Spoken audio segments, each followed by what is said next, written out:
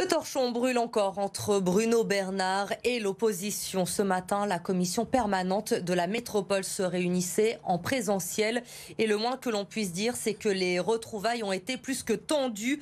Passe d'armes de nouveau entre le président et les groupes d'opposition. Lucie Young et Mélanie Ferreira. Je ne traite pas avec les conseillers métropolitains d'opposition, et puis ça vaut également son pesant de cacahuètes. Vous avez l'air de ne pas comprendre. C'est la petite phrase qui a mis le feu aux poudres. De retour ce lundi matin pour la première séance de la commission permanente en présentiel, les élus d'opposition n'ont pas apprécié la remarque du président de la métropole.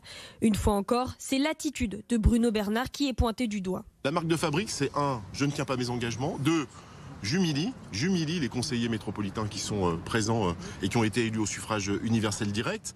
Et quelque part, Bruno Bernard confond deux choses quand on est président d'une métropole. Il faut de l'autorité, il ne faut pas d'autoritarisme. Fait rare, les 4 présidents des groupes d'opposition ont tous demandé et obtenu une suspension de séance. Ils dénoncent le manque de dialogue de la part de l'exécutif. S'il veut fissurer la métropole en tant que telle, en écartant progressivement en termes de démocratie ceux qui concourent à la faire vivre, et notamment y compris l'opposition, il n'y a qu'à continuer comme ça. Les habitants se demandent de plus en plus, finalement, qu'est-ce que leur apporte la métropole et qu'est-ce qu'ils ont à faire dedans. Côté majorité, on préfère balayer ces critiques d'un revers de main. Pour Bruno Bernard, il s'agit avant tout d'une instrumentalisation médiatique. C'est une recherche de polémique de la part de groupes d'opposition.